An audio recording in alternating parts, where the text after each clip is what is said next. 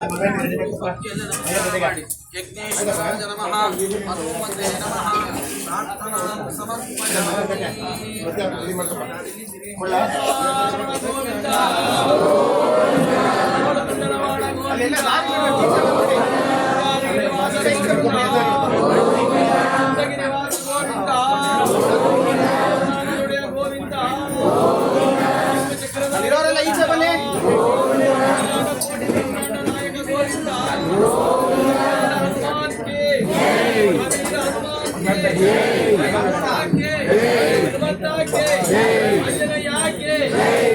पुरुषोत्तम श्री रामचंद्र प्रभु के सीता माता के भैया के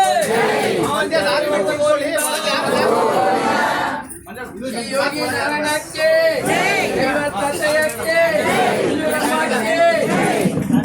स्वामी के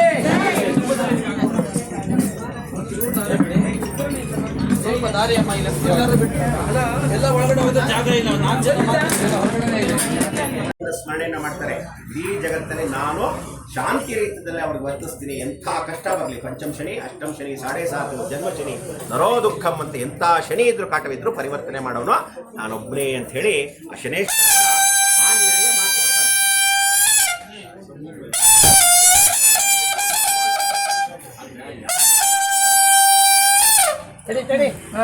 ಸಾಕು. ಇವತ್ತು ದಿವಸ ಅವರೆಲ್ಲ ಊದೋದು ಏನಕ್ಕೆ ಅಂದ್ರೆ ಆಂಜನೇಯನ ಹತ್ರ ಬಂದೆ, ಪೂಜೆ ಪುರಸ್ಕಾರ ಮಾಡಿದೆ, ದೇವ್ರಿಗೋಸ್ಕರ ಊದ್ಬೇಕು ಅಂತ ಏನಿಲ್ಲ.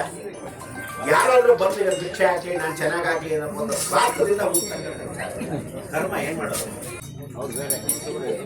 ಇವತ್ತು ದಿವಸ ಅವರೆಲ್ಲ ಊದೋದು ಏನಕ್ಕೆ ಅಂದ್ರೆ ಆಂಜನೇಯನ ಹತ್ರ ಬಂದೆ, ಪೂಜೆ ಪುರಸ್ಕಾರ ಮಾಡಿದೆ, ದೇವ್ರಿಗೋಸ್ಕರ ಊದ್ಬೇಕು ಅಂತ ಏನಿಲ್ಲ. ಯಾರಾದ್ರೂ ಬಂದು ಇವತ್ತು ಭಿಕ್ಷೆ ಹಾಕಿ ನಾನು ಚೆನ್ನಾಗಿ ಒಂದು ಸ್ವಾರ್ಥದಿಂದ ಊದ್ತಾರೆ. ಕರ್ಮ ಏನ್ ಮಾಡೋದು?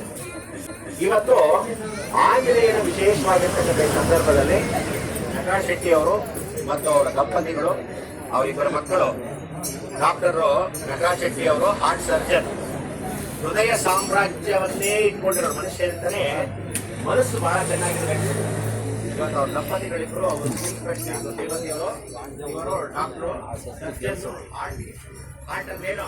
ಮನುಷ್ಯನ ಹೃದಯ ಬಡಿತ ನಿಂತೋನೆ ಅಂತ ಒಂದು ಹೃದಯ ಬಡಿತವನ್ನ ಇವತ್ತು ಸಾವಿರಾರು ಜನ ಅಲ್ಲ, ಎಷ್ಟು ಸಾವಿರ ಜನ ಅಂದ್ರೆ ಒಂದು 20-22 ಸಾವಿರ ಜನಕ್ಕೆ ಫ್ರೀ ಹಾಸ್ಪಿಟಲ್ ಎಲ್ಲ ಆಪರೇಷನ್ಸ್ಗೆ ಸೌಕರ್ಯಗಳು ಮಾಡಿಕೊಟ್ಟಿದ್ದಾಗಲಿ, ಎಷ್ಟೋ ಜನಕ್ಕೆ ಹೃದಯ ಚಿಕಿತ್ಸೆ ಮಾಡಿದ್ದಾಗಲಿ, ಅಮೆರಿಕಾದಿಂದ ಹೋಗಿ ಬಂದು ನೀವೆಲ್ಲ ಚಪ್ಪಾಳೆ ಮುಖಾಂತರ ಲಂಡನ್ ಇಂದ ಕೂಡ ಡಾಕ್ಟರ್ಗೆ ವಿಶೇಷವಾಗಿರ್ತಕ್ಕಂಥ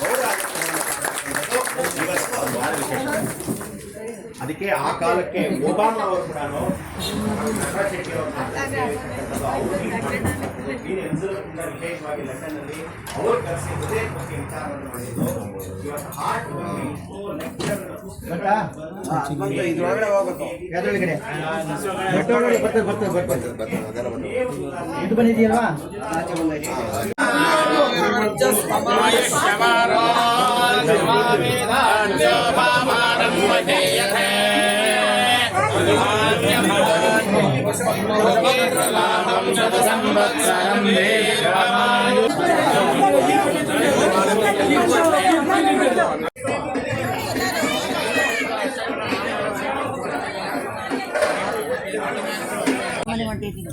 ಡಾಕ್ಟರ್ ಮನೆಗೆ ಬಂದ್ಬಿಡಿ.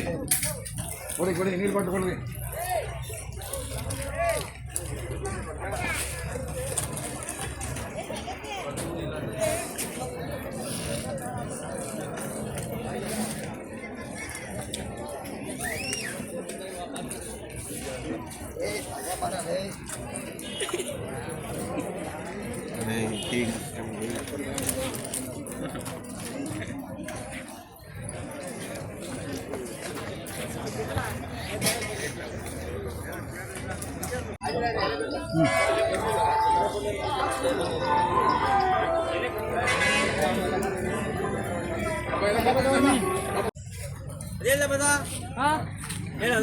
ಅದು ಮಡಗಿಲ್ಲ